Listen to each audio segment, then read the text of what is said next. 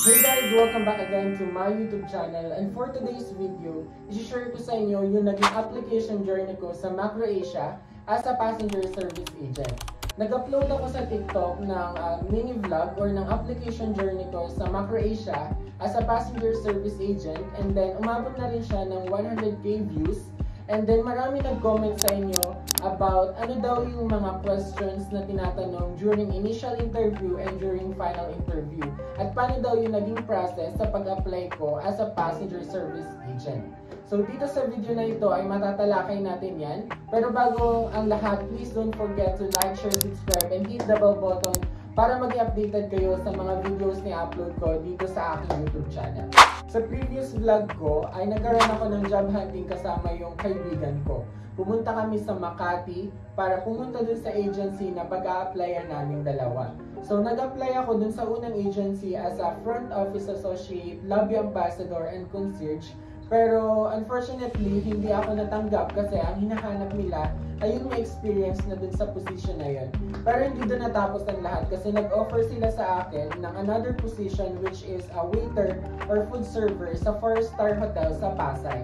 And then sabi nila sa akin ay tatawagan na lang nila ako for final interview. And after that, napag-desisyon na namin na Edward na maghanap ulit ng agency na kung saan mag-a-apply ulit kami. So pumunta ulit kami sa ibang agency, and then ganun ulit yung position na in-applyan ko. So luckily, nakapasa ako sa initial interview, pero hindi ako nakapasa dun sa position na ina-applyan ko. Kundi nag-offer ulit sila sa akin ng position which is yung waiter ulit and then food server, since dun sa aking resume ay meron akong work experience which is food server sa isang restaurant. So sinabi nila sa akin na mag-wait na lang daw ako for final interview.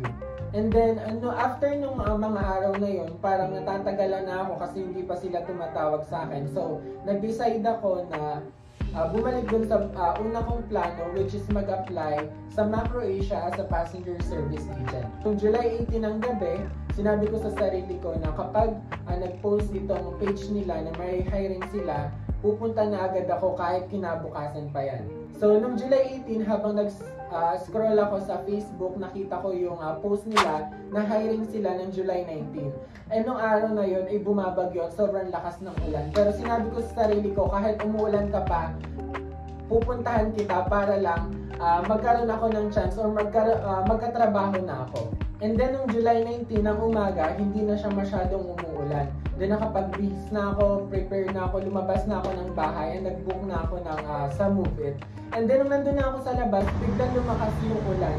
So parang nagdalawang isip ako kung itutuloy ko pa ba or hindi na. Kasi may mga araw pa naman na nag-hire sila ng mga applicants.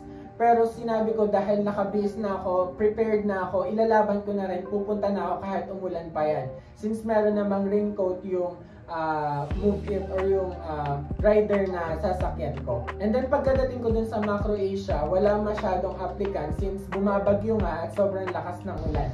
So pang-apat po ako na nag-apply dun sa MacroAsia as a passenger service agent. Pagpunta ko po doon, inassist agad ako nung tao doon, and then pinag-fill up niya muna ako ng form. After kong makapag-fill up ng form, tinawag na kami for initial interview.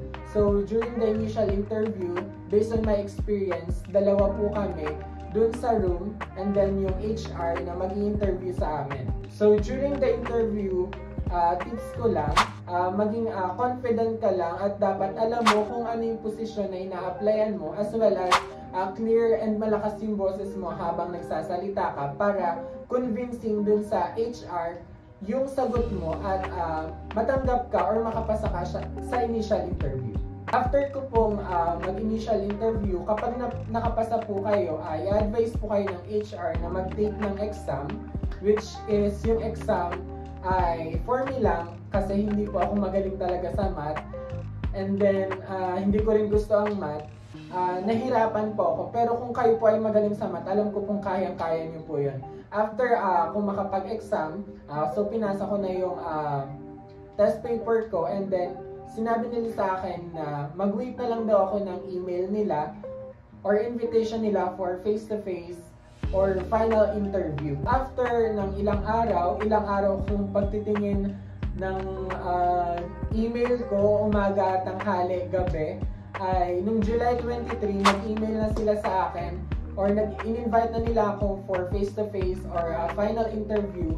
So nag-send sila ng email sa akin ng alas 5 ng hapon. Sobrang excited ko ngang pumunta and then matapos ng final interview nung July 24, nahirapan ako makatulog kasi iniisip ko kung ano yung mangyari sa kinabukasan at kung makakapasa nga ba ako.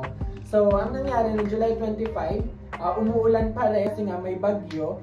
And then, nakarating naman ako doon ng safe. And then, nangyari nga lang, medyo nabasa yung pants ko kasi yung suot ko ng kapote ay hindi kagaya ng kapote na nasuot ko nung sa una kong punta doon. So, pagpunta ko po doon, marami na yung mga nakapila. So, mga pang-11 po ako. And then, after that, naghintay lang po kami na magsimula yung final interview. And during the final interview po, nag-wait lang po kami ng mga ilang oras para makapag-start na po yung interview. And ang tips ko lang po kapag final interview na ay lasan niyo lang po yung boses niyo and then maging confident po kayo. And yung mga questions po during a final interview ay more on about yourself na po, yung background mo sa buhay mo, and if you have experience sa work po, yun din po yung itatanong sa inyo. After namin ma-interview lahat, so pumasok muna kami sa isang room. In-announce na po yung mga nakapasa and luckily lahat po kami na na-interview during that day ay nakapasa po kami. And sobrang saya po namin kasi halos lahat po kami ay mga fresh graduate. Pero dun po sa mga na-interview na yon, halos lahat po ay passenger service agent yung position na in-applyan nila. Meron pong ilan doon na napalipat po sa ibang position which is CSA po or yung cargo service agent if I'm not mistaken. So after that, pinag-lunch po muna nila kami. After namin nag-lunch, so bumalik kami doon sa building na yon and then diniscuss na po nila yung mga requirements, diniscuss na po nila yung mga kailangan naming ipasa para po makapag-start na po kami ng training. Bigyan lang po nila kami ng ilang araw para po ma-accomplish po yung mga requirements as well as makapagpa-medical at masimula na po namin yung aming training. Based po dun sa mga nababasa kong comments sa TikTok kung pwede daw po bang mag-apply kahit hindi tourism students. Pwede pong mag-apply kahit hindi po tourism students. And as far as I know, parang wala po silang height requirements. And bali, hindi ko po pwedeng sabihin sa inyo yung ibang mga information kasi confidential na po siya. So, if you want to know po, pwede po kayong mag-apply para during your journey or process po ng application nyo ay malaman nyo po at masagot po ninyo mismo sa sarili nyo yung mga questions nyo po. Kung kayo naman po ay fresh graduate without experience, parang for me, advice ko lang na wag muna tayong tumingin dun sa salary or mag-focus muna tayo sa pag-gain natin ng experience kasi gano'n naman doon naman nagsisimula lahat. Nagsisimula lahat sa mababa and then after ilang taon, after ng mga experiences natin, pataas naman ng pataas yan and then doon pa lang tayo sa success. Mas masarap namnamin yung success kapag alam mong pinaghirapan mo talaga yung isang bagay. I hope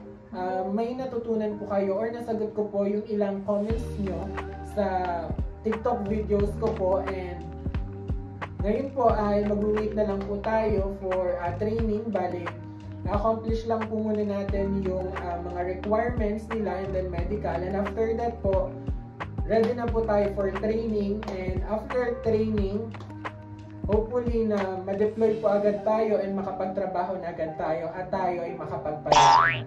So, before we end this video guys, please don't forget to like, share, subscribe, and hit the bell button para mag-updated kayo sa mga videos ni upload ko dito sa aking YouTube channel. So, thank you so much for watching. Bye-bye!